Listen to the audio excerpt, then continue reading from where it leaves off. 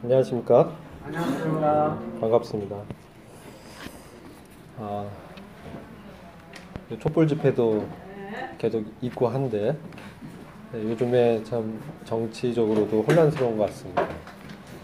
그런 가운데서 우리에게 참 소망되는 것은 만왕의 왕 되시고 만주의 주 되신 우리 주님께서 우리 안에 거하시며 우리와 함께 하신다라는 놀라운 사실입니다.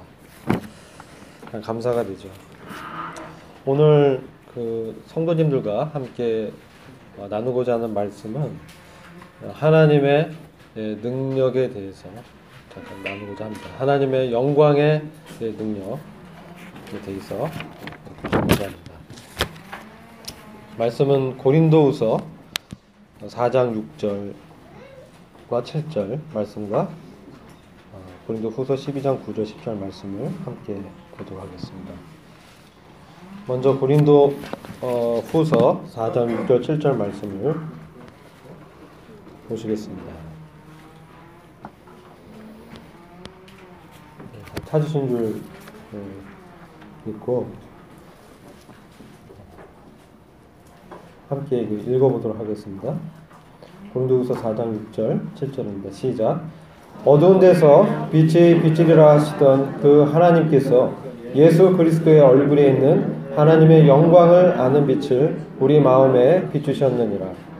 우리가 이 보배를 질그릇에 가졌으니 이는 능력의 힘이 큰 것이 하나님께 있고 우리에게 있지 아니함을 알게 하려 함이라. 아멘.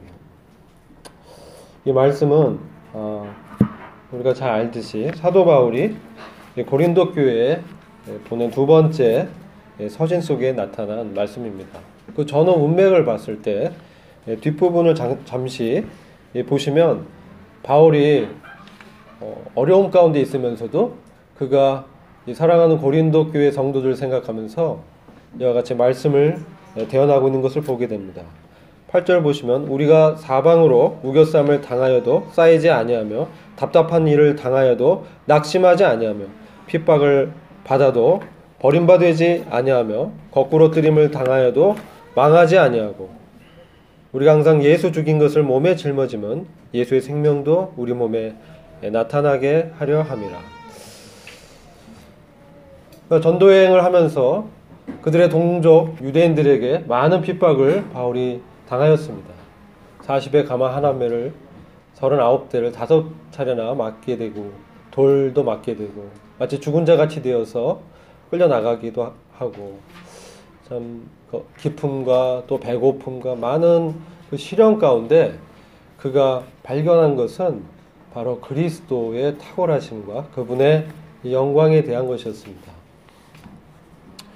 그래서 오늘 그 한 주간 이렇게 생각하면서 우리가 주님의 영광에 대해서 얼마나 알고 있는가를 생각해 봤습니다.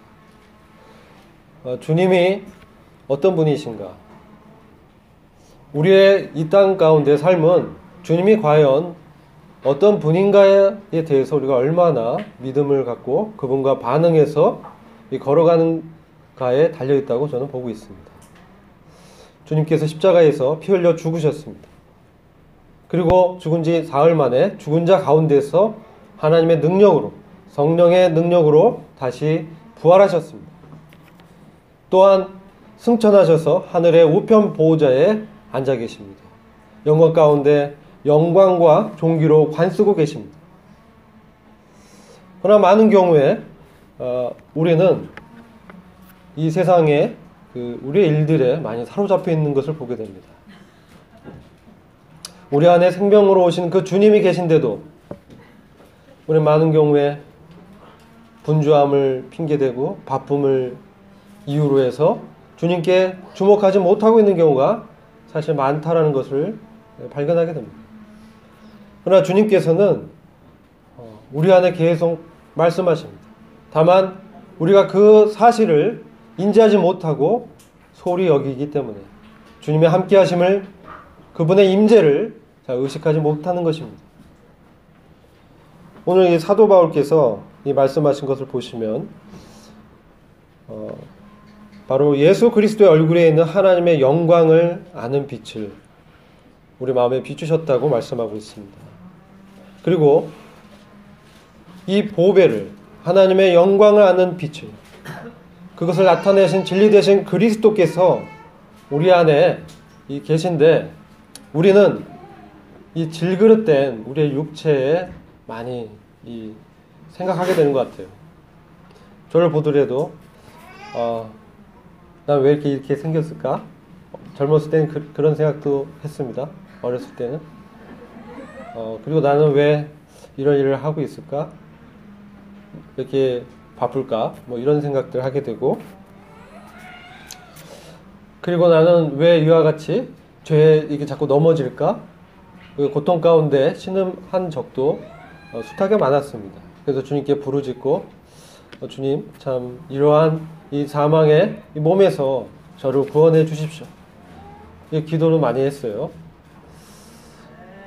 근데 이 죄를 그럼 전혀 안 짓느냐, 그런 것은 아닌 것을 보게 돼요. 또 넘어지는 저를 발견하게 됩니다.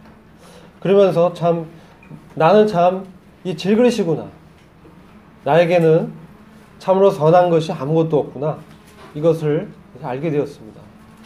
그런 이후에 내 안에 계신 주님을 바라봤을 때 그분이 얼마나 영광스러운 분이신지를 더 깊이 있게 경험하게 되었습니다. 알게 되었습니다. 주님이 참 놀라운 분이시구나. 우리 주님을 생각할 때 어떻습니까? 여러분, 우리를 어린 양의 진노 가운데서만 주님이 건져내신 것이 아닙니다. 우리는 때때로 우리를 구원하신 주님을 찬양하는데, 과연 우리에게 이 부어진 이 은혜가 얼마나 큽니까? 지금 우리는 그런 것들을 많이 잘 모르는 것 같습니다. 우리가 베드로 사도가 베드로후서 3장 마지막을 보면은 하나님을 아는 그 지식에서, 또한 은혜에서 자라갈 것을 말씀하고 있습니다. 우리 안에 생명으로 찾아오신 그 주님, 그분을 주목하게 됐을 때 우리는 참 그분에 대해서 알기를 원하게 됩니다.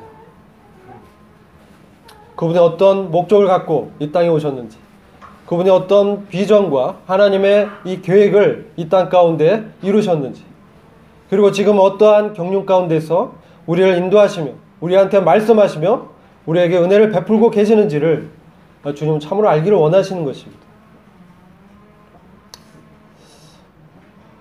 그래서 주님의 그 영광을 생각할 때 참 제 마음이 이제 벅차고, 참 이와 같이 질그릇 같은 이 자에게, 이 연약한 육신 가운데 있는 죄의 십살에 넘어지는 이 같은 자에게 주님이 얼마나 큰 은혜를 베푸셨는지 참 놀랍다라고 고백할 수밖에 없습니다. 그래서 사도 바울도 그의 서신서에서 참 주님의 그 위대한 그 뜻에 대해서 이 경배를 드리는 것을 발견하게 됩니다. 우리는 그 사도 바울 같이 깊은 경륜 가운데서 주님의 뜻은 잘 계시를 받지 못했지만, 이 말씀을 통해서 지금도 우리에게 말씀해 주시는 것입니다. 요한일서 1장 1절 보시면 생명의 말씀에 관하여 우리가 두고 보고 주목한 바를 이 증거하고 있는 사도 요한의 이 말씀을 보게 됩니다. 그리고 그 생명의 말씀은 생명이라고 말씀하고 있고, 요한복음 6장 63절에서는 내가 너에게 이른 말이 영이요 생명이라고 주님 말씀하고 있는 것입니다. 살리는 것은 영이니 육은 무익하니라. 내가 너에게 이른 말이 영이요 생명이라. 우리는 지금 놀라운 주님의 말씀을 우리 가운데 받고 있는 것입니다. 이것은 성령께서 우리에게 장래일을 기억나게 하시고 하나님의 뜻을 기억나게 하심으로 우리 주님을 바라보게 하십니다. 그렇게 함으로써 우리의 마음을 주님의 그 위대한 뜻과 경륜과 하나님의 영광에 주목하게 하십니다. 그래서 우리는 이 현재를 살아가면서도 이 땅 가운데 사로잡히지 않고 주님으로 말미암아 사로잡히게 되는 것입니다. 주의 성령으로 우리가 메인바 되는 것입니다. 여러분, 빌립보서 3장에 보시면 사도 바울의 그의 염원이 있었습니다. 그는 주님의 고난에 동참하기를 원했습니다. 그는 어떻게 해서든 죽은 자 가운데서 부활에 도달하고자 했었습니다. 그는 참으로 그리스도께 사로잡혔던 것입니다. 그의 마음 가운데 주님으로 완전하게 충만케 되었습니다. 그의 오로지 유일한 그것은 부름의 상을 쫓아가서 표대 되시는 그리스도의 그 신성한 본성에 참여하자 하신 것이었습니다. 주님, 우리 주님께서 사도 바울에게 죽은 자 가운데서 부활하게 되는 놀라운 그런 몸의 구속을 말씀하셨습니다. 우린 때로 이 땅 가운데서 참 피조물의 연약함 가운데 신음하고 고통하는 그런 것을 경험하는 때가 있습니다. 그러나 우리 안에 계신 주님께서 그 성령의 능력으로 우리를 변화시키셔서 죄가 지배하지 않고 정말 하나님의 통치와 지배만이 있는 그 놀라운 하나님의 나라를 우리에게 여셨습니다. 지금도 우리는 하나님께서 우리 마음 가운데 성령을 통해서 말씀하고 계십니다. 우리는 그 말씀에 주목해야 됩니다. 우리의 영을 살리는 그 하나님의 말씀으로 우리는 날마다 그분의 능력과 하나님의 영광을 바라보면서 살아갈 수가 있는 것입니다. 우리는 때때로 많은 경우에 이 땅의 이 염려와 고민 때문에, 걱정과 염려 때문에, 이 재리의 유혹 때문에 우리 주님을 주목하지 못할 때가 참으로 많습니다. 그러나 주님께서는 그때도 계속 말씀하십니다. 우리의 보화 되신 그 주님이 얼마나 놀라운 분이시냐. 사도 바울은 일체의 비결을 배웠습니다. 그의 이 고난 가운데서, 핍박 가운데서, 환난 가운데서, 그를 죽음의 여러 차례 가운데서 그를 구원하신 하나님께서 그와 끝까지 함께 하시고 그에게 말씀하시며 그에게 영광스러운 기업을 주셨다는 놀라운 부름의 상이었습니다. 우리가 이 기업의 영광을 생각할 때 얼마나 놀랐습니까? 우리는 단순히 죄로부터, 그 진노로부터 구원받았을 뿐 아니라 바로 하나님의 놀라운 상속자가 된 것입니다. 여러분 이 사실을 믿으십니까? 아멘 하십니까?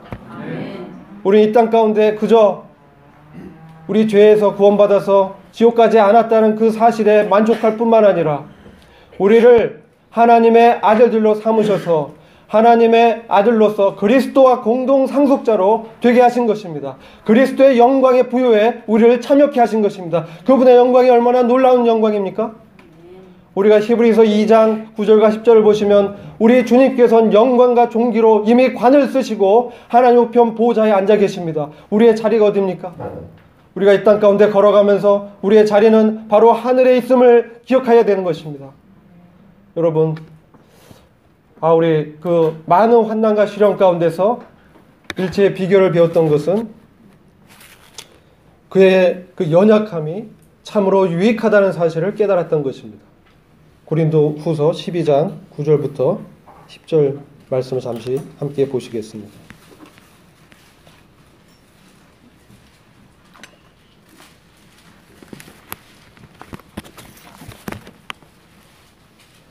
바울 사도가 그에게 육체의 가시 사단의 사자를 때문에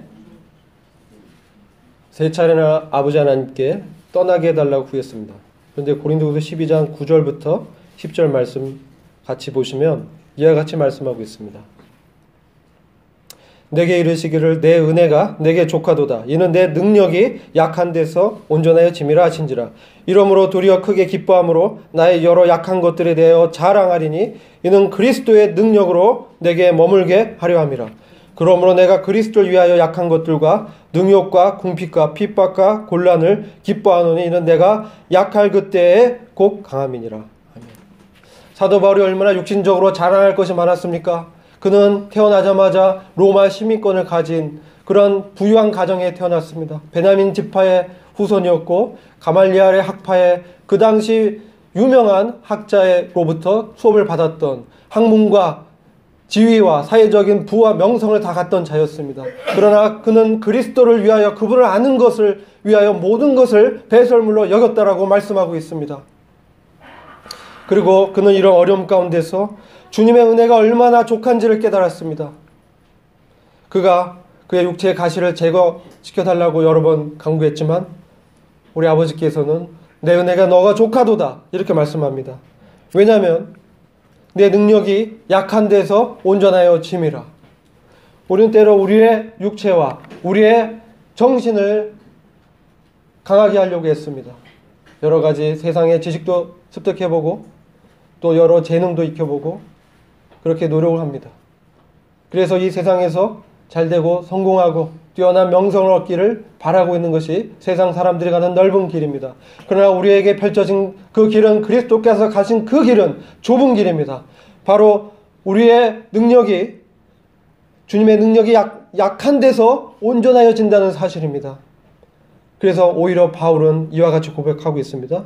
도리어 나는 크게 기뻐하고 있다. 나의 여러 약한 것들에 대해서 오히려 나는 자랑하고 있다. 세상 사람들이 볼 때는 얼마나 어리석습니까? 얼마나 미련하게 보입니까? 오히려 약함을 자랑하고 있다라고 말씀하고 있습니다. 이 세상은 오히려 과시하고 드러내고 나의 능력을 보여줌으로 사람들을 억누르고 지배하려고 하고 있습니다. 그러나 오히려 그리스도께서는 아버지 뜻에 온전히 순종하심으로 죽으심까지 내려가시고 마침내 부활의 능력으로 다시 일어나신 것입니다. 우리 가운데 왜 이렇게 능력이 나타나지 않습니까? 우리가 영광을 왜 이렇게 보지 못합니까? 그것은 나의 능력, 나의 것들을 붙들고 있기 때문입니다. 그런 것들이 있는 한 하나님의 의이신 그리스도의 능력이 내게서 나타날 수가 없는 것입니다. 성령이 얼마나 인격적입니까? 오늘날 많은 은사자 운동들이 마치 성령의 황홀경 가운데서 체험과 신비로운 그러한 체험에 사람들의 이목을 미혹하고 있습니다. 그러나 성령은 세미한 음성으로 그리스도에 대해서 조명해 주십니다. 하나님의 영광에 아는 빛을, 그 그리스도의 얼굴에 나타난 하나님의 영광 아는 빛을 우리에게 계시해 주십니다. 우리 그리스도께서는 만물의 으뜸이라고 말씀하고 있습니다. 우주의 창조자라고 말씀하고 있습니다. 교회의 머리라고 말씀하고 있습니다. 우리는 머리 대신 그 그리스도께 얼마나 나아가고 있습니까? 이 교회는 그리스도를 머리로 해서 하나 된 그리스도의 영광스러운 신부인 것입니다. 이 위치 자체가 얼마나 놀라운 것입니까? 우린 장래의 거룩한 성 새 예루살렘으로 변화돼서 이 땅 가운데 하나님의 영광스러운 임마누엘이 거할 놀라운 이 기업을 유업으로 받은 자들입니다. 우리의 눈은 우리는 하늘에 바라봐야 됩니다. 우리의 시민권이 이 땅에 없습니다. 이 땅은 그저 지나가는 이방인이요 나그네의 생애 잠시 잠깐 동안입니다. 그런데 그러한 현재적인 일들이 얼마나 우리 마음을 사로잡아 갑니까? 우리는 그래서 주님의 놀라운 영광의 이 풍성함에 사로잡혀야 됩니다. 사도 바울을 사로잡았던 그 주 예수 그리스도께 우리가 심령의 메인바가 되어야 하는 것입니다. 그래서 주님의 부름의 상, 우리는 상을 받기 위해서 다름질박하고 있죠. 그러나 주님은 이미 부름의 상을 주셨다고 말씀하고 있습니다. 우리를 부르신 것 자체가 주님의 상인 것입니다. 우리와 같이 연약한 자를 부르셨습니다. 무엇으로 부르셨습니까? 하나님의 아들로 부르셨습니다. 얼마나 놀랐습니까? 또 주님은 제자들에게 말씀합니다. 내가 너희를 이제 더 이상 종으로 여기지 아니하고 친구로 여기겠다. 주님의 마음의 심중에 있던 깊은 비밀의 것들을 말씀해 주십니다. 우리는 얼마나 주님의 비밀의 것들에 관심이 있습니까? 얼마나 하늘의 비밀의 경륜들에 관심을 갖고 있습니까? 우리 안에 생명으로 역사하신 그 주님의 관심이 무엇인지, 우리가 생명의 존재에 대해서 우리 주님이 우리 안에 거하신다는 것 자체에 대해서 얼마나 충만한 기쁨을 얻을 수 있습니까? 그러나 그 주님께서 어떠한 마음으로 이 땅에 걸어가셨고 어떠한 비전과 목적으로 우리를 부르셨는지 그것에 관심을 갖는다면 우리의 기쁨은 얼마나 더 충만해지겠습니까? 이 세상을 꽉 채우는 그 충만이 무엇입니까? 그리스도. 그리스도를 충만케 한 것이 바로 교회인 것입니다. 태초 이전부터 이 교회에 주님은 관심을 두셨습니다. 우리를 부르셨습니다. 이 교회가 얼마나 영광스러운지요. 우리는 하나님의 영광에 대해서, 이 능력의 부여하심에 대해서 참으로 이 시대에 주목해야 할 필요를 느끼고 있습니다.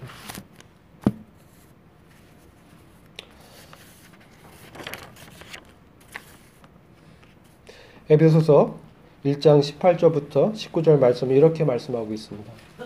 너희 마음 눈을 밝히사 그의 부르심의 소망이 무엇이며 성도 안에서 그 기업의 영광이 풍성이 무엇이며 그의 힘의 강력으로 역사하심을 따라 믿는 우리에게 베푸신 능력의 지극히 크심이 어떤 것을 너희로 알게 하시기를 구하노라. 우리의 부르심의 소망은 무엇입니까? 제가 말씀드렸죠. 그리스도와 공동 상속자로 우리를 부르셨습니다. 그리스도와 공동 상속자입니다. 예전 어떤 TV 프로그램에 상속자들이라는 프로그램 드라마가 있었어요. 그래서 재벌의 후예 그 제국 고등학교인가 뭐 거기 다니는 사람들 얘기가 잠깐 나왔습니다. 그러나 우리는 그러한 이 땅의 재벌들의 그런과 비교할 수 없는 이 우주 만물을 창조하시고 지금도 이 우주를 다스리시며 우주를 붙들고 계시며 공중에 매달고 계신 바로 그 능력의 하나님의 상속자로 우리가 부르신 것입니다. 이 땅은 잠깐 동안 유지되며 앞으로 불태워 없어질 것입니다. 그리고 모든 자들이 하나님의 심판대 앞에 서게 될 것입니다. 그러나 이 영광스러운 교회는 그 그리스도의 심판과 하나님의 심판대에서 그리스도와 함께 다스리는 놀라운 지위를 갖게 된 것입니다. 우리와 함께 주님은 다스리실 것입니다. 천년뿐만 아니라 영원히 세세 무궁토록 우리와 함께 다스리시겠다고 말씀하고 있는 것입니다. 우리에게 이 베풀어진 그 기업이 얼마나 놀랍습니까? 근데 더 놀라운 것은 주님께서 이 기업을 우리에게 주시고자 역사하고 있다는 것입니다. 히브리서 2장 말씀 잠시 같이 보시겠습니다.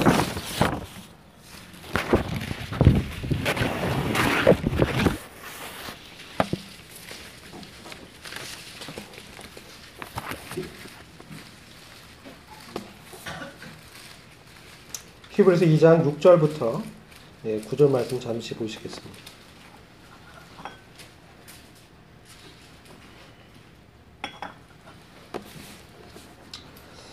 2장 6절입니다. 오직 누가 어디 증거하여 가로되 사람이 무엇이간데 주께서 저를 생각하시며 인자가 무엇이간데 주께서 저를 권고하시나이까. 저를 잠깐 동안 천사보다 못하게 하시며 영광과 존귀로 관시우시며 만물을 그 발 아래 복종케 하셨느니라 하였으니 만물로 저에게 복종케 하셨은즉 복종치 않은 것이 하나도 없으나 지금 우리가 만물이 아직 저에게 복종한 것을 보지 못하고 오직 우리가 천사들보다 잠깐 동안 못하게 하심을 입은 자 곧 죽음의 고난 받으심을 인하여 영광과 존귀로 관세신 예수를 보니 이를 행하심은 하나님의 은혜로 말미암아 모든 사람을 위하여 죽음을 맛보려 하심이라. 10절 말씀 함께 읽어보겠습니다. 시작. 만물이 인하고 만물이 말미암은 자에게는 많은 아들을 이끌어 영광에 들어가게 하시는 일에 저희 구원의 주를 고난으로 말미암아 온전케 하심이 합당하도다. 왜 우리를 부르셨습니까? 하나님의 영광에 들어가게 하시기 위해서 부르셨습니다. 그래서 그에 합당한 자로 우리를 빚고 계신 것입니다. 왜 우리에게 고난당한 것이 유익이라고 바울이 고백했습니까? 바로 그때 하나님의 능력이, 부활의 능력이 나타나기 때문입니다. 고난당할 때 나의 능력과 자원으로는 도저히 어려움을 헤쳐나갈 수가 없습니다. 이 세상을 둘러봐도 구원자가 없습니다. 하늘에도 땅에도 구원자 없습니다. 오직 우리 안에 질그릇 같은 우리의 육체 가운데 거하시는 그리스도가 구원자십니다. 그분께서 역사하십니다. 그분의 성령의 능력을 통해서 말씀을 보내십니다. 우리 입에 보내실 뿐만 아니라 우리 마음 가운데 말씀을 주셔서 그 말씀을 통해서 우리를 진리로 거룩하게 하십니다.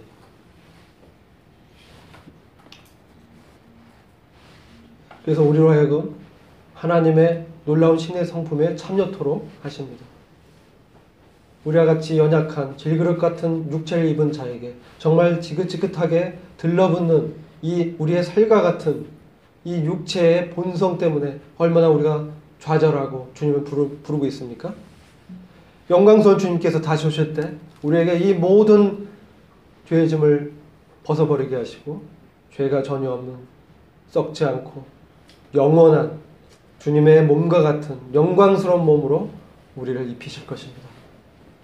우리는 그분과 함께 정말 영원토록 놀라운 사귐과 교제 가운데 들어가는 것입니다. 얼굴과 얼굴을 대면해서 주님을 만나게 되는 것입니다.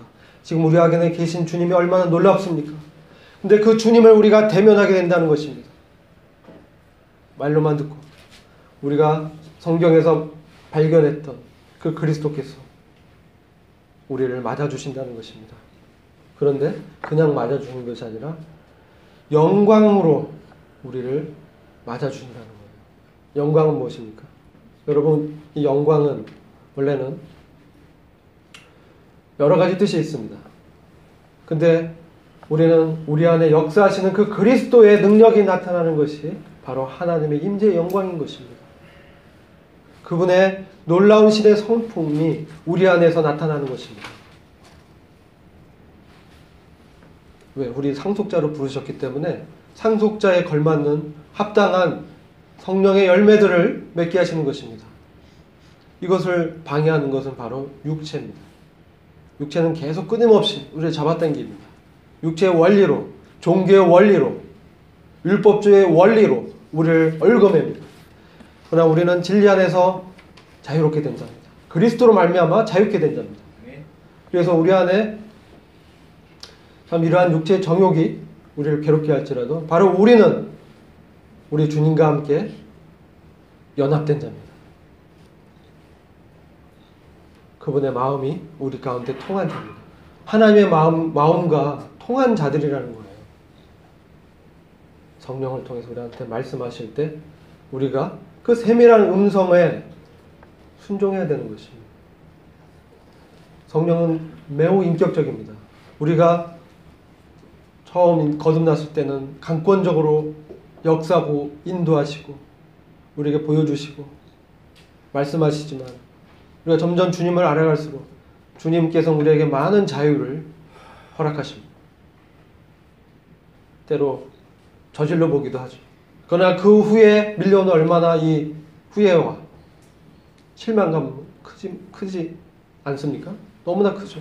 내가 주님을 거절했구나. 주님을 슬프게 했구나. 그러면서 점점 주님의 그 완전하신 성품에 사로잡히게 합니다. 나와 같은 자를 주님과 같이 하나님의 아들들로 부르셨다니. 제가 오래전에 그 로마서 7장 말씀을 마음 가운데 깊이 품었던 적이 있었는데 잠시 그 말씀을 보시겠습니다. 제가 젊었을 때 왜 나는 하나님 말씀을 지키지 못할까 굉장히 고민을 많이 했습니다. 분명히 이렇게 지키라고 하고 있는데 안 지켜지는 거예요. 왜 내게서 그리스도의 능력이 나타나지 않고 죄의 쓴뿌리가 이렇게 나타날까? 나의 구원을 의심하기도 해봤어요. 근데 구원을 의심할 수 없었어요. 왜 나에게 찾아오신 주님은 너무나 감격스러웠고 나로 하여금 그 죄에 얽매였던 삶에서 해방감을 느끼게 해주셨던 그 주님이셨거든요. 근데 어느 순간 제가 이제 다시 종교 생활로 돌아가 있는 나를 이렇게 바라보게 됐어요. 로마서 7장 6절을 함께 보시겠습니다. 이제는 우리가 붙잡혔던 것에서 죽었으므로 율법에서부터 구제되었음이니 우리가 영의 새로운 것으로 섬길 것이요 법문의 낮은 것으로 섬기지 않을 것이라. 이게 지금 흥정령 말씀으로 제가 읽었는데요. 이 도대체 영의 새로운 것으로 섬긴다는 게 무엇인가? 제가 돌이켜보니까 율법의 낡은 것으로 많이 이렇게 섬겼던 것 같아요. 법문이라는 건 율법을 말씀하는 거예요. 하나님의 어떤 규례, 정해놓으신 것.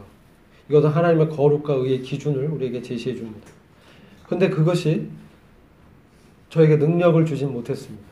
저는 그것을 붙들고 기도하고 애쓰면 지킬 수 있다고 생각을 했어요. 근데 오는 것은 좌절과 죄에 쓴 열매뿐이었어요.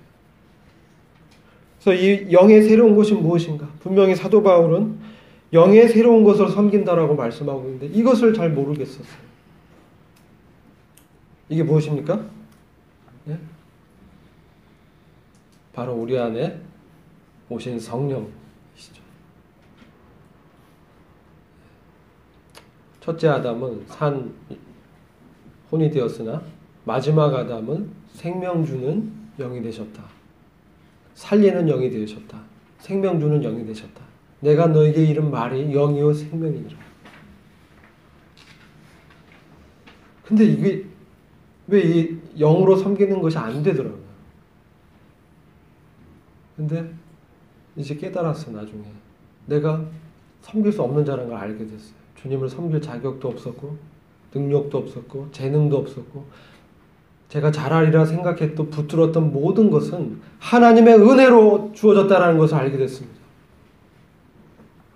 하나님의 은혜였구나. 하나님의 은혜가 족하였구나.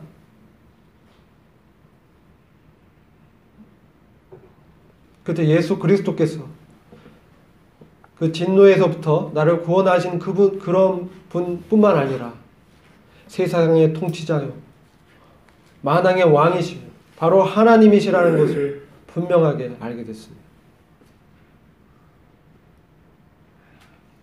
그리고 주님께서 주신 그 놀라운 이 기업이 얼마나 풍성한 것인가 그거를 주님께서 보여주십니다. 지혜와 계시의 정신을 더해 주십니다. 이 정신은 계시의 영입니다. 성령이 왜 인격적이신가? 그분은 또 다른 보혜사로 우리 안에 역사하시는데 우리가 우리의 육체로 하는 것을 막지는 않으세요. 그냥 내버려 두시고 인격적이세요. 그래서 다시 우리가 인격적으로 바로 주님께 나오도록 세밀한 음성을 우리한테 말씀하십니다. 근데 왜 이 말씀이 안 들리냐? 나의 고집과 편견과 나의 생각들, 나의 경험들 이런 것들이 있어서 이 말씀이 잘 안 들어오더라고요. 근데 언제 이것들을 내려놓게 됐냐? 로마서 7장에 18절 말씀이 정말 내 말씀으로 경험되었을 때 알게 됐어요. 로마서 7장 18절 말씀.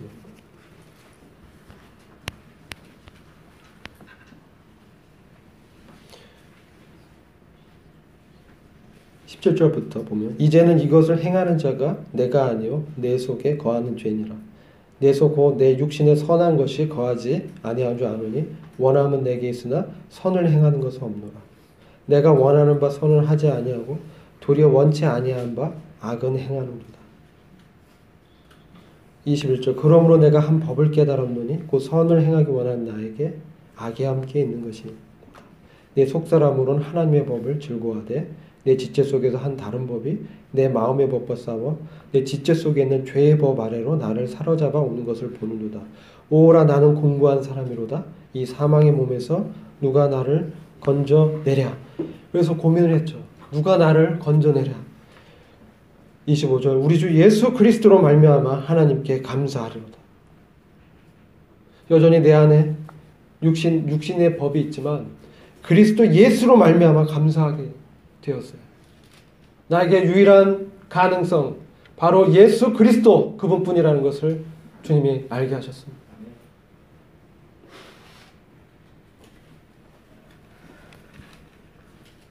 나를 사로잡아 오는 것은 바로 그 죄의 세력이었구나. 우리에게 주신 그 새 생명은 죄를 지을 수 없는 생명인데 내가 왜 이렇게 넘어졌을까? 바로 이 죄의 세력이 나라고 착각했던 거지. 내가 그것에 반응하긴 했지만 그것은 나가 될 수가 없는 것입니다. 나의 진정한 나는 그리스도 안에 있는 바로 새 생명이 가진 새 사람인 것입니다.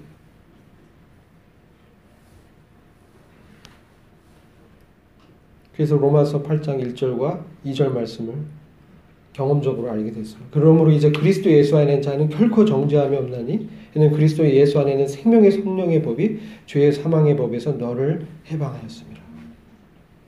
5절 육신을 쫓는 자는 육신의 일을 영을 쫓는 자는 영의 일을 생각하나니 육신의 생각은 사망이요 영의 생각은 생명과 평안이니라. 9절 만일 너희 속에 하나님의 영이 거하시면 너희가 육신에 있지 아니하고 영에 있나니 누구든지 그리스도의 영이 없으면 그리스도의 사람이 아니라. 또 그리스도께서 너희 안에 계시면 몸은 죄로 인하여 죽은 것이나 영은 의를 인하여 산 것이니라. 11절이 중요합니다. 같이 읽어보겠습니다. 예수를 죽은 자 가운데서 살리신 이의 영이 너희 안에 거하시면 그리스도 예수를 죽은 자 가운데서 살리신 이가 너희 안에 거하신 그의 영으로 말미암아 너희 죽을 몸도 살리시리라. 우리 안에는 그분의 영 성령께서 우리에게 계속적으로 그리스도의 영광을 아는 빛을, 하나님의 그 영광 아는 빛을 우리에게 계속 비춰주십니다. 근데 우리의 생각들이 그거를 가로막고 있는 것이죠. 그래서 우리는 정말 주님의 이 말씀을 깊이 깨달아야 되고 또한 기도해야 됩니다.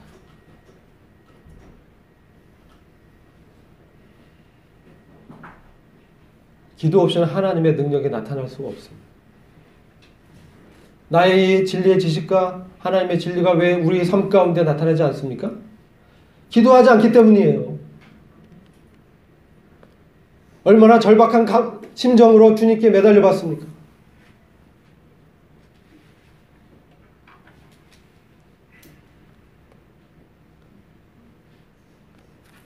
왜 우리를 이렇게 고난과 어려움 가운데 두실까요? 바로 육체를 신뢰하는 것을 더 이상 하지 못하도록 하고 오직 주님만 신뢰토록 하기 위해서 우리를 어려움 가운데 두시기도 합니다. 저는 여러 가지 일들을 통해서, 직장 일들을 통해서, 가정에서, 사람과 관계 속에서 우리는 얼마나 주님을 놓치고 살고 있는지 모르겠어요. 그러나 주님은 계속 말씀하십니다. 로마서 8장 14절 말씀 보시겠습니다. 무릇 하나님의 영으로 인도함을 받는 그들은 곧 하나님의 아들이라. 17절 말씀. 자녀이면 또한 후사 곧 하나님의 후사요 그리스도와 함께한 후사니 우리가 그와 함께 영광을 받기 위하여 고난도 함께 받아야 될 것이니라. 생각한데 현재의 고난은 장차 우리에게 나타날 영광과 좋게 비교할 수 없도다. 피조물에 고대하는 바는 하나님의 아들들에 나타나는 것이니 피조물이 허무한데 굴복하는 것은 자기의 뜻이 아니요 오직 굴복해 하시는 이로 말미암음이라. 21절. 그 바라는 것은 피조물도 썩어짐의 종로로 탄 데서 해방되어 하나님의 자녀들의 영광의 자유에 이르는 것이니라. 피조물이 다 이제까지 함께 탄식하며 함께 고통하는 것을 우리가 아나니 이뿐 아니라 또한 우리 곧 성령의 처음 익은 열매를 받은 우리까지도 속으로 탄식하여 양자될 것 곧 우리 몸의 구속을 기다리느니라. 우리가 소망으로 구원을 얻었음에 보이는 소망이 소망이 아니니 보는 것을 누가 바라리. 우리의 소망 대신 그리스도 그분만이 우리에게 유일한 가능성입니다. 이 세상은 가능성이 없어요.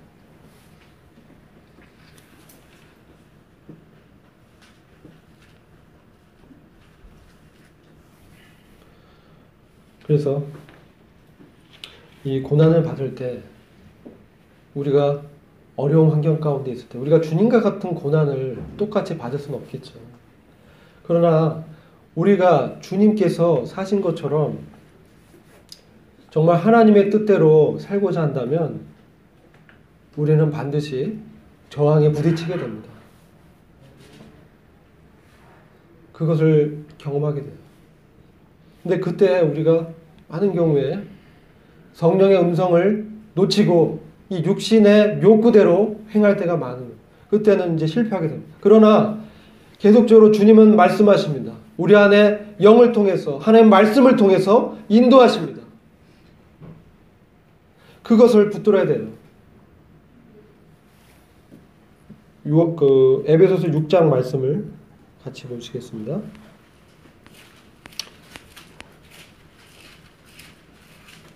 하나님의 전신갑주에 대한 말씀을 하시면서 에베소서 6장 18절 말씀 있습니다.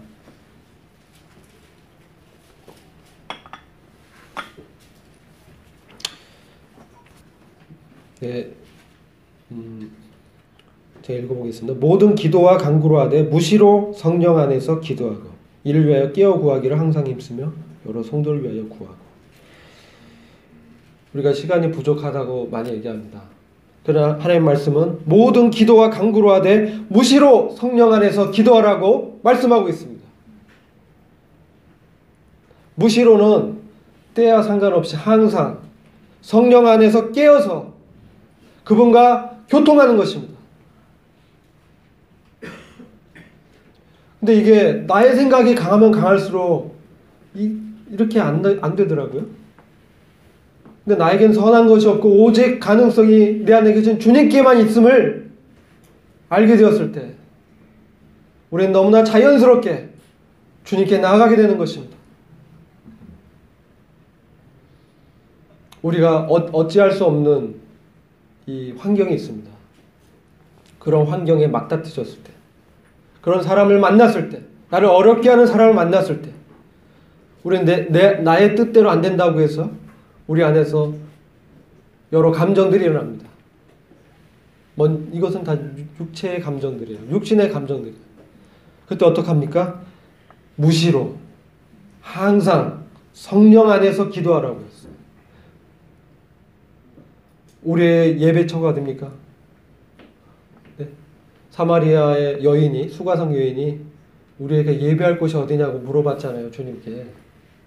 우리 예배처가 어딥니까? 네? 예배처, 예배 장소. 우리 예배당에 와서만 예배 드리는 거 아니잖아요.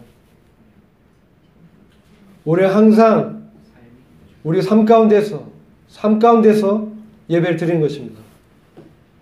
하나님의 영광을 나타내는 것입니다. 그리스도의 능력의 탁월하심을 경험하는 것입니다.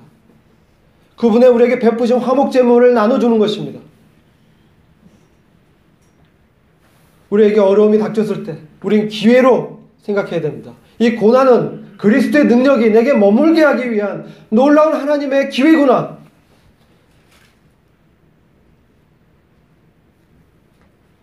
오히려 좌절하는 게 아니라 기쁨이 찾아오게 되는 것이죠. 내게 고난당하는 것이 유익이라고 바울이 고백했잖아요. 왜 그렇습니까? 나는 어차피 연약하고 이것을 이길 능력이 없기 때문에 더 그리스도께 의존하게 되기 때문에 그렇습니다. 더 주님께 나아가게 됩니다. 내 안에 계신 주님께 더 매달리게 됩니다. 더 간절하게 기도하게 됩니다. 그때 그분의 능력으로 환경이 안 바뀌어도 나를 바꾸시는 그 주님을 발견하게 됩니다. 그 주님의 나타남을 경험하게 되는 것입니다. 그것이 바로 예배이고 주님을 높이는 것입니다. 우리가 인생을 저도 이제 따져보니까 많이 지나왔어요. 물론 어르신들이 계시지만 이제 오자가 코앞에 보이는구나. 물론 70대에 계신 연로한 우리 어른들도 계시지만 돌이켜보는데 제 뜻대로 된 것들이 별로 없더라고요. 그럼 어떻습니까? 내가 계획하고 플랜 멋지게 짜가지고 쫙 가서 그대로 되는 경우가 있습니까? 회개는 무엇인가요? 이런 거 내려놓는 거예요. 주님께 맡기게 되는 거예요. 그리고 주님께 의뢰하고 기도하면서 모든 일을 처리하게 됩니다. 너희들이 무엇을 하든지 먹든지 마시든지 하나님의 영광을 위하여 하라. 고린도전서 10장 31절 말씀. 무엇을 하든지 하나님의 영광을 위하여 하라. 그리스도의 능력이 나타나도록 너의 약함을 자랑하고 주님께 온전히 의뢰하라. 그때 삶이 예배가 되는 것입니다. 내 직장생활이 즐거워지는 것입니다. 기쁨이 되는 것입니다. 이 힘든 가운데서 내 육체는 너무 힘들고 고통스럽죠.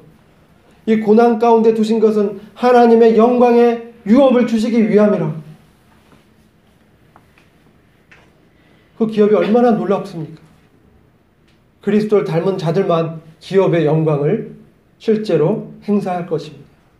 그 기업의 영광의 풍성함을 우리 마음 가운데 채우게 될 때 얼마나 우리는 주님의 그 부요하심과 하나님의 은혜에 대해서 누리게 되는 것입니다. 그렇게 되었을 때 그러니까 진정 나를 어렵게 하는 사람, 나를 핍박하는 그 사람을 위해서 진정으로 기도하게 되는 거예요. 그 사람을 사랑하는 주님의 마음을 품고 같은 마음이 되는 것입니다. 그럴 때 그 영혼이 나를 괴롭히지만 사랑스러운 존재로 바뀌게 되는 것입니다.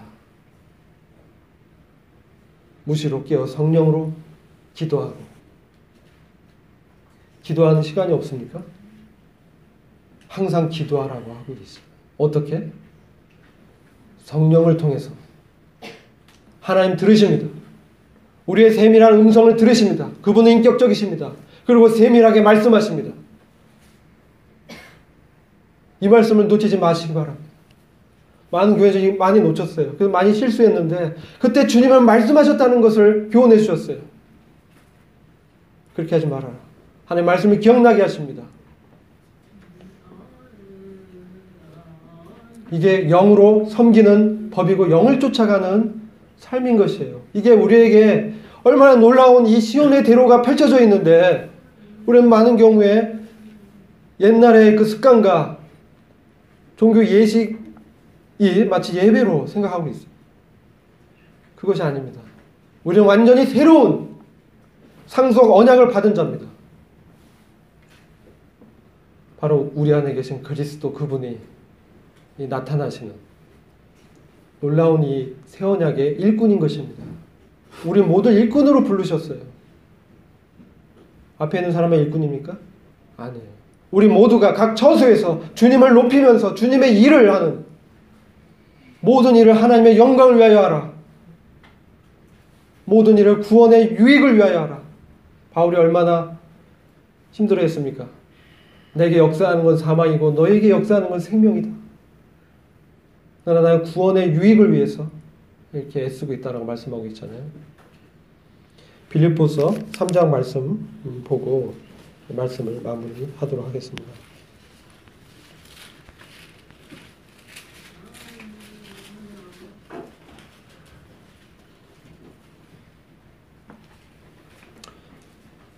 (9절입니다) 9절 제가 읽겠습니다. 그 안에서 발견되려 함이니 내가 가진 의는 율법에서 난 것이 아니요 오직 그리스도를 믿음으로 말미암은 것이니 곧 믿음으로 하나님께로서 난 의라. 내가 그리스도와 그 부활의 권능과 그 고난에 참여함을 알려하여 그의 죽으심을 본받아 어찌하든지 죽은 자 가운데서 부활에 이르려 하노니 내가 이미 얻었다 함도 아니요 온전히 이루었다 함도 아니라 오직 내가 그리스도 예수께 잡힌 바 된 그것을 잡으려고 쫓아가노라. 형제들아 나는 아직 내가 잡은 줄로 여기지 아니하고 오직 한일즉 뒤에 있는 것은 잊어버리고 앞에 있는 것을 잡으려고 표대를 향하여 그리스도 예수 안에서 하나님이 위에서 부르신 부름의 상을 위하여 쫓아가노라. 우리를 하나님의 아들로 부르셨습니다. 우리에게 놀라운 기업의 영광을 허락하셨습니다. 그리고 인자들에게 바로 하나님의 영광의 기업을 맡기셨어요. 사람들에게. 그래서 주님이 사람으로 오셨어요. 죄를 모두 해결하시고 우리에게 기업의 영광을 주시기 위해서 인자가 되셔서 모든 것을 십자가에서 다 갚으셨습니다. 우리를 구속하셔서 자기 것으로 삼으셨습니다.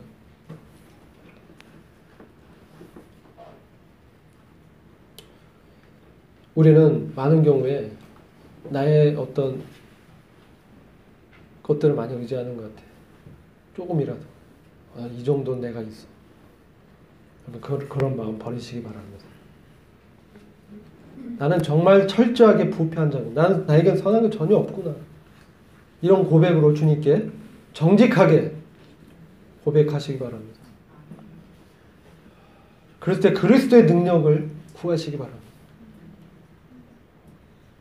그리고 그리스도의 마음에 사로잡히기 바랍니다. 그렇게 되었을 때 우리의 뜻이 그리스도의 뜻이 우리의 뜻이 되기 때문에 우리는 그분의 그 뜻에 사로잡혀서 바로 성령이 말씀하신 그것을 들으면서 나아갈 수 있게 됩니다. 주님께서 주님의 놀라운 이 영광의 부유하심이 우리의 마음을 사로잡기를 원합니다.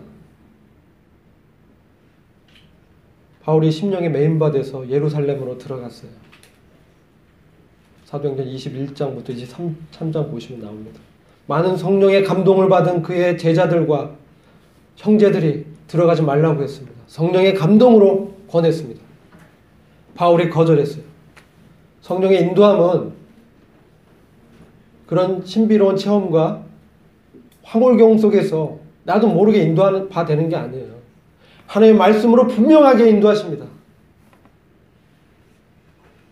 성령의 감동으로 권했지만 그는 심령에 하나님께 매인받았어요.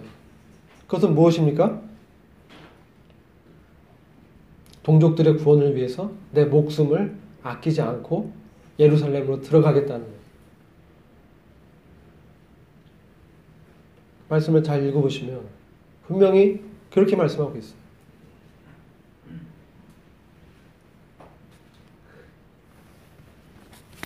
한번 볼까요? 이 말씀 중요한 것 같아서 그 말씀을 좀 보고 보겠습니다.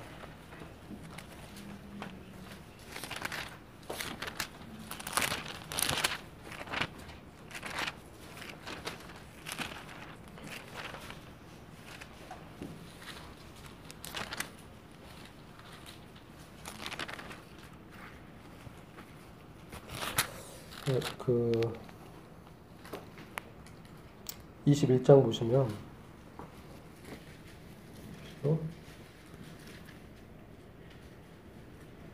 사도행전 21장 잠시 보시겠습니다.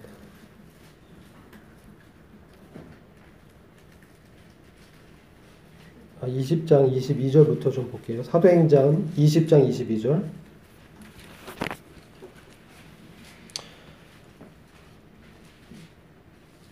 왜냐하면 영의 생각은 생명과 평안이라 이 말씀의 이해를 돕고자 말씀하는 거예요. 영의 생각은 생명과 평안이라. 그래서 우리가 성령의 인도하심을 구할 때 우리 안에 그 생명과 평안이 있습니다. 근데 이 성경은 또한 다른 측면을 말씀하고 있기 때문에 주의 깊게 말씀드리는 거예요. 평안이 없는데 그럼 해야 되냐? 이런 주제를 제가 마지막에 던져드리는 거예요. 그러면 이게 성령의 뜻이 아니냐? 중요한 이슈잖아요. 우리는 주로 성령의 인도하심을, 영의 생각을 평안이라고 생각합니다. 맞습니다. 그러나 때로 주님은 주님의 뜻을 이루시기 위해서 역사하십니다. 우리가 주님의 역사함을 제한할 수가 없습니다. 사도행전 20장 22절 보시면 보라 이제 나는 심령의 매임을 받아 예루살렘으로 가는데 저기서 무슨 일을 만날는지 알지 못하노라. 오직 성령이 각성에서 내게 증거하여 결박과 환난이 나를 기다린다 하시나 나의 달려갈 길과 주 예수께 받은 사명 곧 하나님의 은혜의 복음 증거하는 일을 마치려 하면은 나의 생명을 조금 더 귀한 것으로 여기지 아니하노라. 그는 하나님의 마음과 통한 자로 하나님 앞에서 뜻을 정했습니다. 그런데 성령은 분명 말씀하십니다. 결박과 환난이 너를 기다리고 있다. 심령에 매인받았어요. 그 영 안에서 매인받았다. 이렇게 말씀하고 있어요. 하나님의 마음과 뜻이 통하게 되었어요. 그래서 죽음을 불사하고 내가 예루살렘에 들어가겠다. 작정하고 들어갔습니다. 21장 4절 보십시오.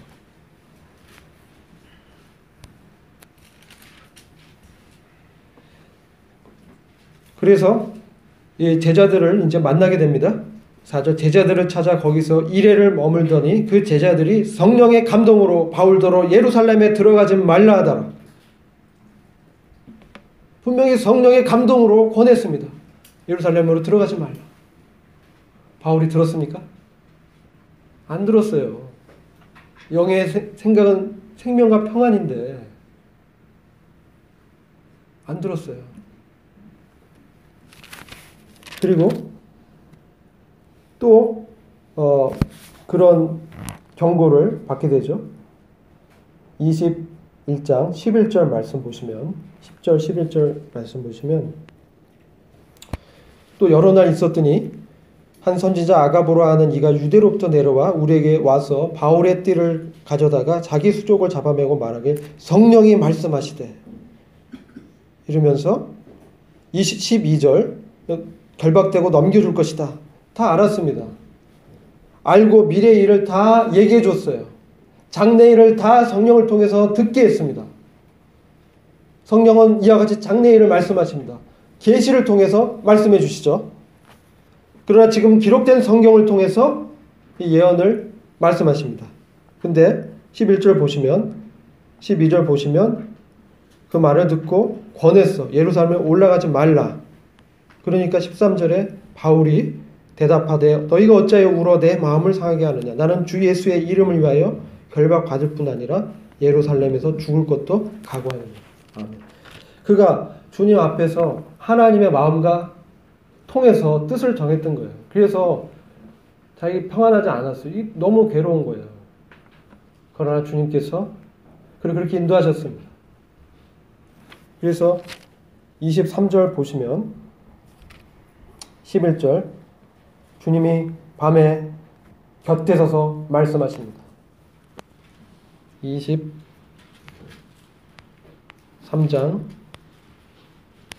11절입니다. 그날 밤에 주께서 바울 곁에 서서 이르시되 담대하라. 내가 예루살렘에서 나의 일을 증거한 것 같이 로마에서도 증거하여 하리라. 주님의 마음에 합한 바울의 뜻은 하나님과 통했어요. 그래서 성령의 권면과 감동으로 권했던 사람들의 그것들을 이기고 자기가 심령에 메인받은 그것을 행했으면 주님이 곁에서 담대하라고 격려하고 있는 것을 보게 됩니다. 그래서 우리는 이 영 안에서 섬긴다는 것, 영의 새로운 곳으로 섬긴다는 것에 대해서 잘 분별해야 됩니다. 우리는 하나님의 마음, 그리스도의 마음에 사로잡혀야 됩니다.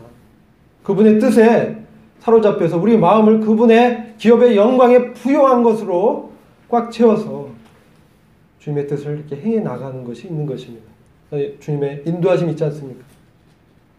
그러니까 우리가 이러한 그리스도 안에서 이 성장되며 성숙된 이 신앙으로 우리가 나아가길 참으로 원하고 저도 이런 믿음으로 나아가길 원합니다. 기도하고 마치도록 하겠습니다. 주님 감사합니다. 주님께서 오늘 참 말씀을 통해서 저희를 위로해 주시고 하늘의 놀라운 영광의 기업을 참 그리스도와 함께 공동 상속자 된 저희들에게 주신 것을 감사를 드립니다. 주님 이제 우리가 주님의 이 마음에 사로잡히기 원합니다. 우리의 표대요 우리의 부름의 상은 오직 그리스도 예수뿐임을 주님 고백합니다. 우리가 주님의 뜻 안에서 주님을 참 기쁘게 여기고 주님을 경배드리며 우리 삶 가운데 참 무엇을 하든지 먹든지 마시든지 하나님의 영광을 위하여 참 할 때에 주님께서 능력으로 곁에 서서 함께 하시며 우리 안에서 보배 되신 그리스도께서 하나님의 영광으로 나타나시기를 간절히 기도합니다. 주님의 이름만이 높아지기를 간절히 원하고 우리 주 예수 그리스도의 존귀하신 이름으로 기도했습니다. 아멘.